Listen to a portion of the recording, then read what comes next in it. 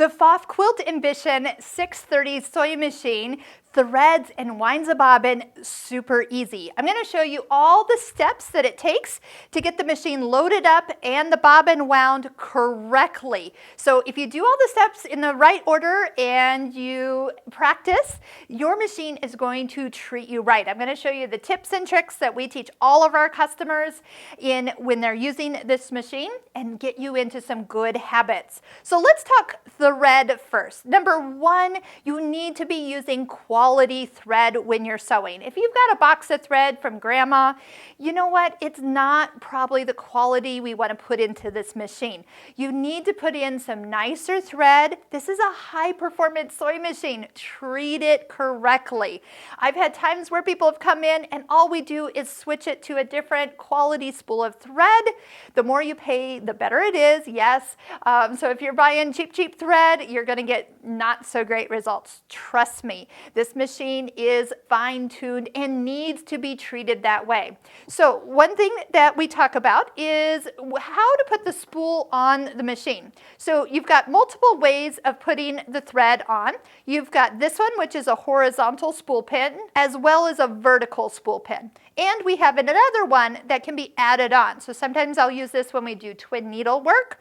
But unless I have a spool that has that is wound on the spool with the straight lines, that is when I'll put this on a vertical spool pin. So that it spins off this way. Trust me, those spools work best vertical. But a spool like this, where you see the little X's on your spool, the cross-wound part of it, they actually come off the spool easiest if it lays down and pulls this way. Of course, if it lays down, we need a cap to hold it in place. So this one has a bigger end, so I'm going to put the bigger spool cap on.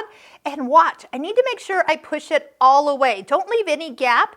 The thread will find its way down between the spool and the cap, and it will get tight and actually break your needle. Not a fun thing. There's a smaller spool cap also in your accessory bag. So if you are working with a smaller spool, then you'll be using that one instead. Okay, so for winding a bobbin, we're going to follow the little dotted lines. So starting here, and we're going to go around the back side of the machine over to the bobbin winder. So take your thread underneath your left hand to the back. As you go this way, we're going around that little finger and then back to the front. Now right here, let me show you this. This is a pretensioner. The pretensioner needs to have the thread tightly slipped underneath it, and it puts a little resistance on here. Have you ever wound a bobbin and found that the bobbin is like very fluffy, it's very squishy?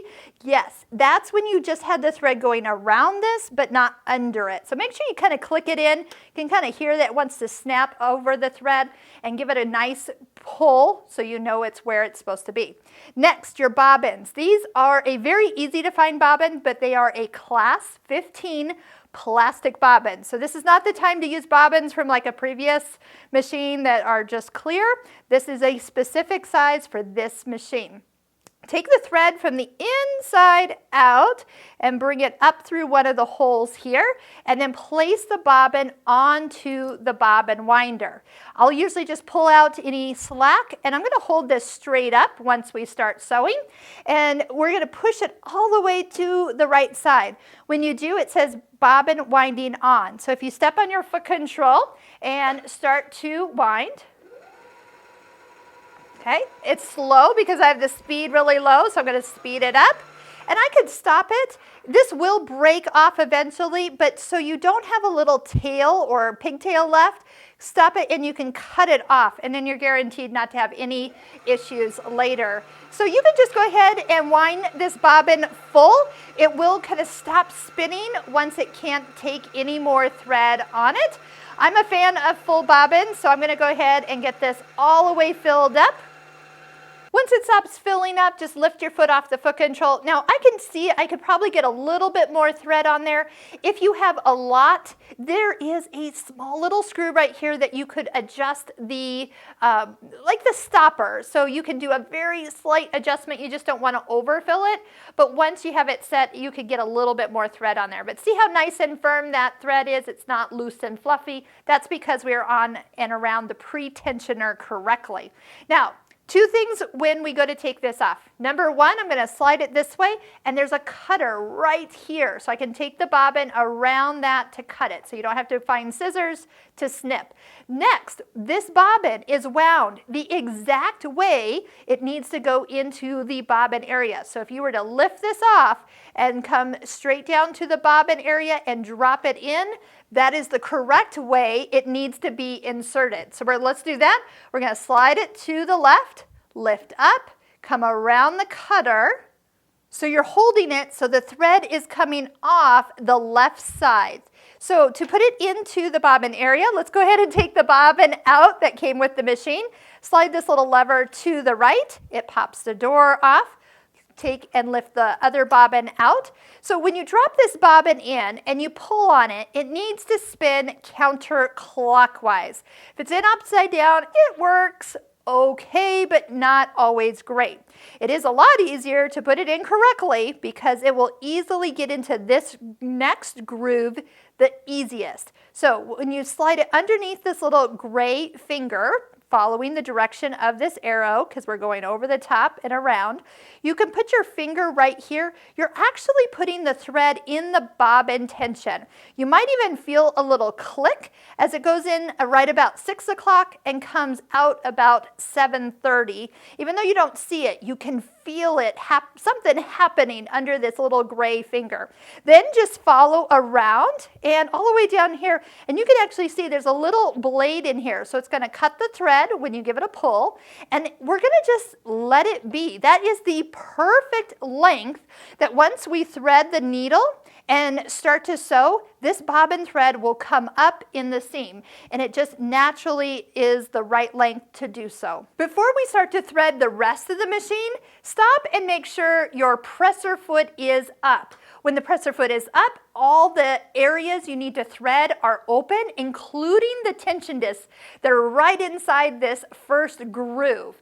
Now, remember this part, the pretensioner? That is only for winding a bobbin. So you're going to undo that and come back to that very first guide we brought the thread through. But this time, instead of going to the back of the machine, we're going to follow the little dotted arrows towards us. So we're going to come here, and then we're going to come straight down in the first groove, and then start to come up. Now right about here, let me show you what I love to have everybody do. If you hold the thread at the tail and at the beginning and floss, 1, 2, 3, like you're flossing your machine, your thread will go all the way deep into the tension discs that we need them to do. So if you've ever sewed and you had those big hairy loops on the back of your fabric, it's because the thread wasn't seated all the way down in this area. This is always people's trouble area. They don't know it. They just blame their machine for not sewing correctly, and really it was an operator error. So just make sure that you thread with some purpose. You lay it in there and come up, or do what I just did, the little floss. Next, as we're coming up this side, we're going to take our thread. Make sure your needle is all the way at the highest position, and if it's not, touch the needle up, down button so it will cycle all the way to the top. Then you're taking your thread all the way to the back on the right, over and then down on the left, and you should see it hook into the take up lever. Next, we're going to just come straight down. There is a guide at the top of the needle. Take your thread around it from the right side and down, and now we get to use the needle threader. At this point, I do sometimes lower my presser foot. Gives me a little bit more room in here to work. Again, make sure your needle is at the highest position. If you touch that needle up down button, that would have put it exactly where it needs to be. A needle threader is going to come down and swivel the little head to the needle. There is a little hook that's coming from the back of the needle towards you that we're going to give the thread through. So before I pull it down, I'm going to hook the thread around this little arm, then pull all the way down, swivel the head towards me, and then take the thread and go all the way into those two little arms, and I'm going to lift up. I'm not way back here, but I'm just straight up, and then when I take the needle threader and twist it away from the needle, I let go of my right hand, and that leaves a little loop that we can pull through. Lift up the presser foot, slide the thread down the center of the foot, and let's take our fabric and double it up. Let's do 2 layers of fabric. You'll see me do that throughout all of our videos. I'm always going to sew on 2 layers no matter what. I'm going to go ahead and step on my foot control and just see if everything is threaded correctly. It sounds good, and it works great. If you touch the thread snips, it'll cut your thread, and then lift up the foot and pull your fabric out. It has pulled the threads to the back side for a perfect stitch. And if you can see the same stitch balanced on the front as you do on the back, you know you have threaded it correctly.